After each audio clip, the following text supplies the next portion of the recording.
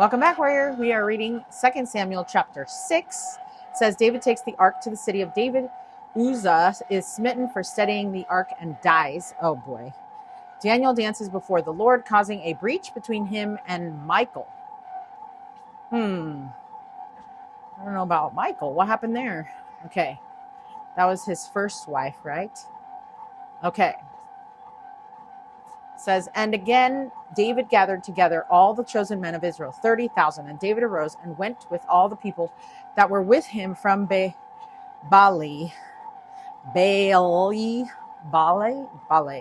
of Judah to bring up from thence the ark of God, whose name is called by the name of the Lord of hosts that dwelleth between the cherubims.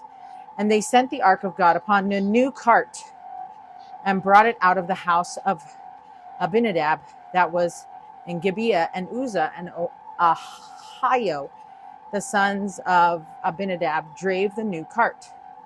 And they brought it out of the house of Abinadab, which was at Gibeah, accompanying the ark of God. And Ahio went before the ark.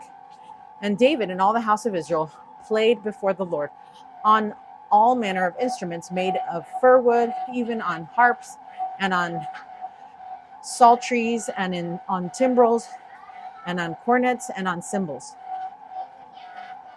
And when they came to Nachon's threshing floor, Uzzah put forth his hand to the ark of God and took hold of it, for the oxen shook it.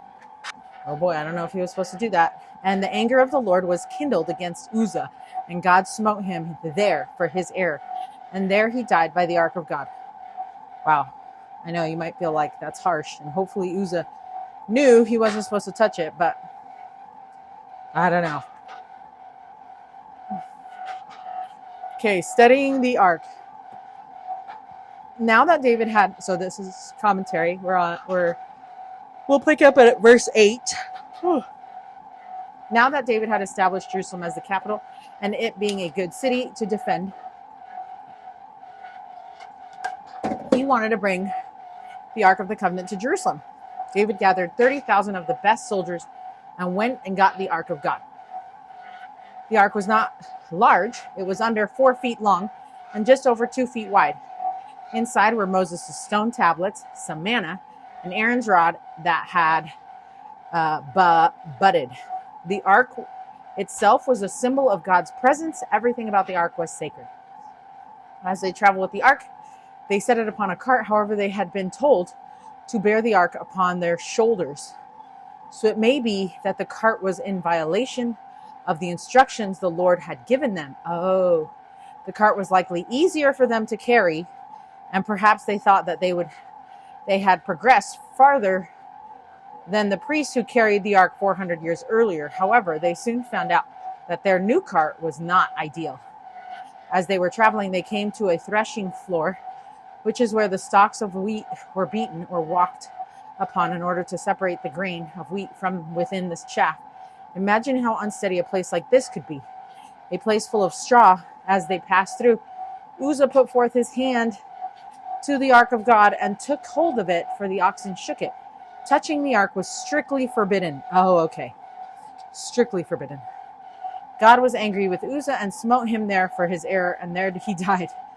Crazy, right? This is what the Old Testament Seminary Teacher Manual explains about this event. The ark was a symbol of God's presence, his glory and majesty.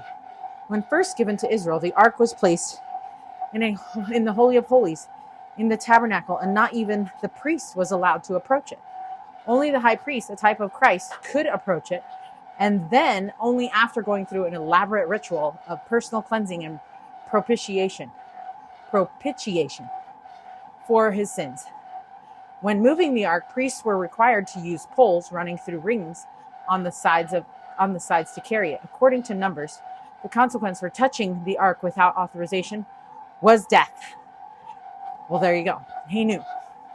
Well, hopefully he remembered anyway. But you know, when something's falling, you just kind of, anyway, I'm not trying to excuse his sin over here. But at the same time, it's like, that could have happened to anybody, right? So the ancient Jewish historian Josephus gave this interesting insight. Now, because he was not a priest and yet touched the ark, God struck him dead. If Uzzah was not a priest, why is he driving the cart? It was the Levites who were supposed to be carrying it upon their shoulders, and they certainly would have understood how important it was to not touch the ark. Uzzah was not prepared or authorized to drive the ark, and then he touched it rather than trusting that God would take care of it. President David O. McKay, see, now that's interesting. Where were the Levites? Okay.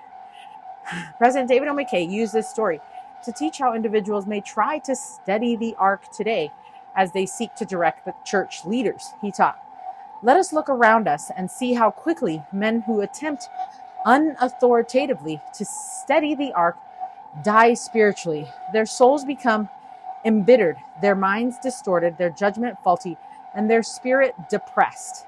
Such is the pitiable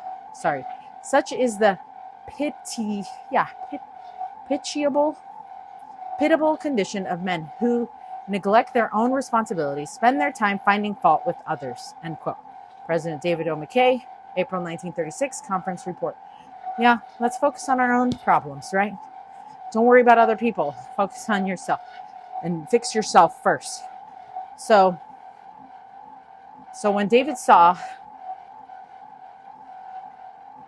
he was afraid to continue. Perhaps David realized that he had been too casual and God was not pleased. David was afraid to continue on as planned and instead had the ark taken to the home of Obed-Edom, who would have shown proper reverence towards the ark. For 3 months, Obed-Edom had the ark in his home, and it was a great blessing to him and his family. For the Lord blessed Obed-Edom and all his household. Okay, so that's awesome. Let's read that. Verse 8. And David was displeased because the Lord had made a breach upon Uzzah. And he called the name of the place Perez Uzzah to this day. Perez Uzzah. Oh. And David was afraid of the Lord that day and said, how shall the ark of the Lord come to me? So David would not remove the ark of the Lord unto him into the city of David, but David carried it aside into the house of Obed-Edom, the Gittite. So he's not a Levite either. And the ark of the Lord continued in the house of Obed-Edom, the Gittite, 3 months, and the Lord blessed Obed-Edom and all his household. Okay, verse 12. And it was told King David, saying, the Lord hath blessed the house of Obed-Edom, and all that pertaineth unto him, because the ark of God. So David went and brought up the ark of God from the house of Obed-Edom into the city of David with gladness. And it was so that when they that bear the ark of the Lord had gone 6 paces, he sacrificed oxen and fatlings. And David danced before the Lord with all his might. And David was girded with a linen ephod. So David and all the house of Israel brought up the ark of the Lord with shouting and with the sound of the trumpet. And as the ark of the Lord came into the city of David, Michal, Saul's daughter, looked through a window and saw King David leaping and dancing before the Lord, and she despised him in her heart. Okay, so remember, Michal was his first wife. Now, but then her dad, Saul, gave her to somebody else after David left for a battle or something, and then he comes back and that's what happened. And so, of course, she's probably super bitter, that David maybe didn't fight to have her or keep her because she really liked David. And I'm just speculating, okay, because this is what I would do. And so it seems like really sad, right? And she despised him in her heart. You can only hate people that you've loved. I want to say that again. You can only hate or despise people that you have loved. When people say I hate you, like they just kind of roll it off. That's not the hate I'm talking about. I'm talking about the kind that it's I hate you so much. Like that. It's only because that person really loved you. Because hate is a passionate word. You can't have passion without love. And so anyway, that's just my take on that. But okay, verse 17. And they brought in the ark of the Lord and set it in his place in the midst of the tabernacle that David had pitched for it. And David offered burnt offerings and peace offerings before the Lord. And as soon as David had made an end of offering burnt offerings and peace offerings, he blessed the people in the name of the Lord of hosts. And he dealt among all the people, even among the whole multitude of Israel, as well as the women as men, to everyone a cake of bread and a good piece of flesh and a flagon of wine. So all the people departed, every one to his house.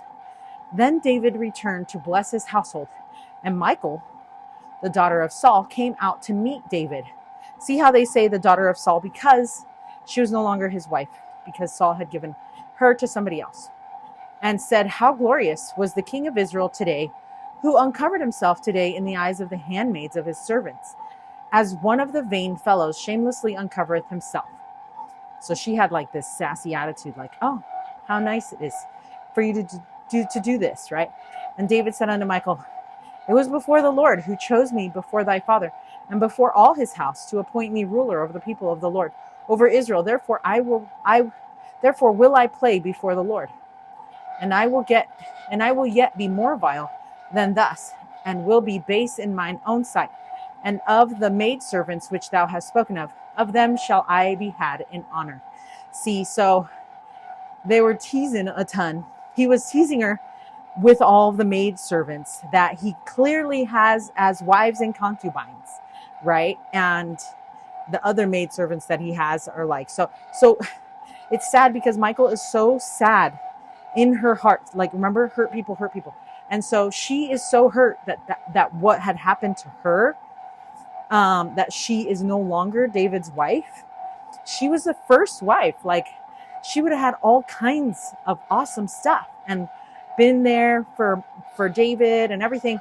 I'm not even going to pretend to know if she would have been strong enough to withstand all that betrayal trauma. Who knows if David would have even had more wives and concubines if he would have just stayed with Michal in the first place, right? Like, this whole story could be changed if Michal would have stayed with David, right? And of course, David is a guy, and even though he was the Lord's anointed, he's still a guy, and he didn't see how much pain Michal was experiencing because of the fact that she no longer got to be with him, and she was basically like ripped away from him, right? Like, and he didn't fight back to get her. So and that's what's hard, because it's like David was so, to me anyway, it seemed like David had a lot of sway, and he could have easily fought for Michal and got her back. But at the same time, he was fleeing and escaping all kinds of people, because remember, Saul kept trying to kill him. And so maybe it was just safer for her to not be with him, and it would have been harder for him and her to escape many times. And I don't know. I'm just trying to understand their story a little bit and understand where she's coming from, because she clearly is having all kinds of smoke, but there's fire. There's fire under all that smoke that we see, and want to make it apparent, because I can tell that this feels like it would have been like, one of those like rom-coms, and it's like like this whole David story could be like a total rom-com. I don't know about the comedy part, but definitely like romantic and sad drama, But anyway, so anyway, therefore Michal, the daughter of Saul, had no child unto the day of her death. So she was also really sad and bitter because King David gave, well, you say it that way, King David gave these other women a child, right? But with her, she didn't get pregnant when they were married. And that would be very upsetting to someone who had to be ripped away from her love that she liked, that she loved him, and then not have any children with him, but then still be in the same city, and her dad died and her brothers died, and still be in the same city of all this that's happening. And you see this David, king, who's now king, who you could have been queen with, and you have no children from David at all, and you don't, like, it just, I can literally feel the weight. It doesn't excuse her attitude, obviously, and I don't excuse people's attitude ever because of the trauma that they experience, because it's not fair to others for you to take your trauma out on them. But I can feel her pain a little bit. because it would be a hard situation to be in. And I'm sure she would have just loved to say what she really felt to David. But now she was stuck in this marriage. Who knows if she's still with the guy that, I don't know. I didn't read through all the things. If she's a widow, who knows? But she could still be married to that guy who her dad gave her to, and would be in an unhappy marriage, because who loves that? You know, taken away from the man you love, and then now you have to live with this other guy who knows how you're being treated, and you could have been a queen. Like, so many coulda, wouldas, shouldas. She obviously needs to like bloom where she's planted, and you know, and have a good attitude, and just be grateful, and you know, all the things that you want to tell people to be positive about their life. But she was just having a moment, and it got recorded in scripture, you know. Maybe she was happy, maybe she was doing good, but it also says that it seems that she was not in a very good place when she was talking to David. And then she just never had a kid.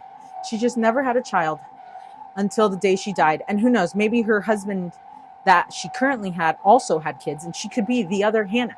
She could be like a Hannah, you know, where she just always struggled to get pregnant and never got pregnant. And so it is really sad, because I see the betrayal trauma here happening, but from her dad, right? And then how jealous she would probably, the torture of jealousy would probably take over for her, because of the fact that King David was now had all these other wives and concubines, and you know, and then he's just walking around all happy, you know, like nothing happened, like he's not really mindful at all of her situation. And it seems that she maybe thought about him more than he thought about her, you know. And I really wish that he could have been like, listen, I didn't want that to happen, but your dad was trying to kill me, and like it was probably safer for you to be with so and so. And or he could even say like, I've always loved you and I'll always love you, but maybe he could have just said that and Michael would have been feeling better. But you know, she had to retaliate with some sass, and it's totally something I would do, I'm sure. And she could have instead been like, I think about you all the time. I don't want to be with this guy, whatever his name is. And I wish that we could be together, you know? And so anyway, like, who knows all this? But I'm, of course, speculating all these feelings and emotions, but I can kind of see where she's coming from with the sassy reply, sassy attitude to David. So anyway, that was a really long way to say that, but I had to do it. So anyway, so he was not trying to, of course, please Michael, but rather he was trying to please the Lord with all his dancing. So anyway, it's kind of sad but it's funny because it says that Michael here in the Redheaded Hostess, I don't think they got it right. Says David's wife, Michael, but it's David's first ex-wife, Michael. I don't know. I guess you don't get divorced back then, but she was given to another guy, right? So,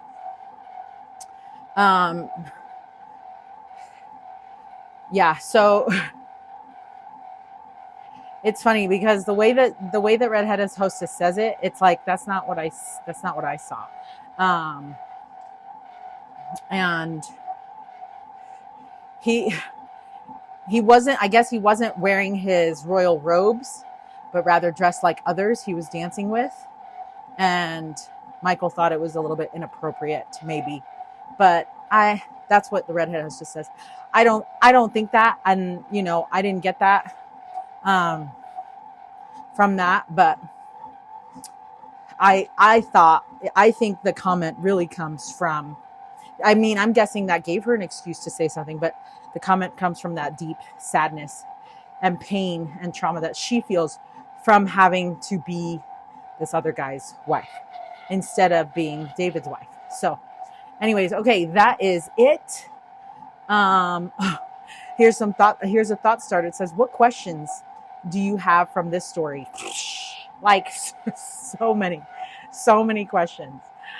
Where should I start? Because I just wish I could see like Michael's journal. I want David's journal. And anyway, soon we're going to get into Bathsheba, and that's going to be crazy. So anyway, okay, that is it. So until 2 Samuel chapter 7, stay strong, warrior. Okay, so I had to read a little bit more because I was like, Redhead Hostess is usually pretty right about stuff. So what happened in 2 Samuel chapter 3 verse 13, it says that and he said, well, I will make a league with thee, but one thing I require of thee, that is, thou shalt not see my face, except thou first bring Michal, Saul's daughter, when thou comest to see my face. And David sent messengers to Ibosheth, Saul's son, saying, deliver me. Oh boy, my iPad just ran out. Anyway, but like in a nutshell, it's talking about how so Michal actually did marry this other guy, and he loved her, which is interesting because we read that Michal really loves David at the beginning, right? And it's like the number one thing, like the trait that she is. It's like that she really likes him. But then she gets ripped away from David to then go to this other guy. And he actually loves her. And then David doesn't even come himself to fight for or reclaim or talk to Michal at all, and instead sends somebody else to go get her like she's some kind of property again. And she now is ripped away from this guy who actually likes her. So maybe David did like her at some point, but doesn't like her enough now to even show up, right? And so now she's ripped away from her husband, and so he is actually married to Michal again, but it's not like a real awesome relationship, because now she realizes like that the only man who really loved her was this man that she was married to, and who really loved her the way that she loved David, right? Like, and it's hard to really gauge all these things based on the scriptures because there's not that much detail, but that's like the personality, or that's like what I see. And so she did still have that betrayal trauma, that trauma from like being loving David so much, but then David not fighting for her, not wanting to go back to her, not trying to get her back from her dad at all, or from this other random guy. But now she is like living with this new husband, and I'm sure because he loves her so much, she's finally able to feel what that feels like, and then probably does end up, falling in love with him.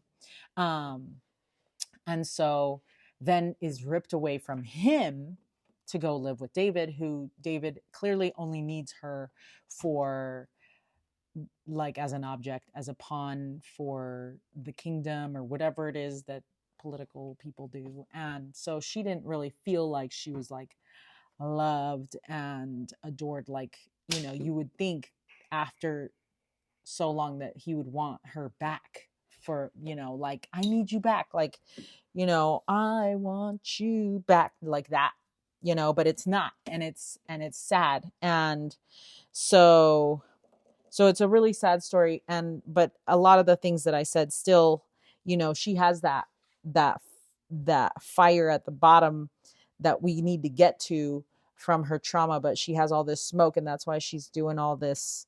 That's why she had that sassy remark and sarcastic remark to David. And it's interesting that that the scriptures chose to put that she had no children, and who knows, maybe that's, and it came like right after that, and who knows, maybe that's a curse for speaking to David that way. Maybe that just meant that he no longer had an intimate relationship with her, and so then it just was something she didn't, she wouldn't have gotten a child because he didn't want that with her. So I don't know like why they put that in there like that, but anyway, I needed to come back and say something because I was like a little bit weird that I didn't realize. Like, I was like, it's weird that the redhead hostess would not have that correct. So that's why. And it's funny because I must have missed it when I do my audio reading, I'm always doing something else. So I try, well, not always, because I try to follow along, but if that makes me too sleepy, then I do something else while I'm listening to help me. But I didn't catch that. It's weird that I'm trying to think, because it was last night when I was reading stuff, and it was very late last night. So it's possible that I was busy with work that I was doing, that I overlooked it. But anyway, so I'm glad that we came back to it, because that kind of changes the story a little bit. And who knows? I still feel sad for her, and I still feel like she went through like a lot. That was like a lot. And so the story of Michael always gets me, because I thought that was what it was. I never really realized she got remarried to David, and that he just got her back, like, without even coming himself. Like, what a good opportunity to be like, hey, I want you back, like, talk to her and, see what she wanted, but that's not what it was. That's not what it was at all. So, and to see if she was even happy, right? Like, that would have been like the nice logical way. Like, even if he did love her, which clearly he didn't, because he didn't even care for her to come in person, but wouldn't it have been nice to be like, hey, I miss you, I want you back, but I want to know how you're doing, like, do you love your husband? Does he love you? Like, how would this affect your family and stuff? Like, that would have been like really nice, but clearly no. So anyway, she had a lot that she was dealing with. And so we just need to extend everybody in the scriptures some grace, because they do not live in the time that we live now. And even if they did, we still need to extend everyone grace, because we want grace. So anyway, until chapter 7, stay strong, warrior.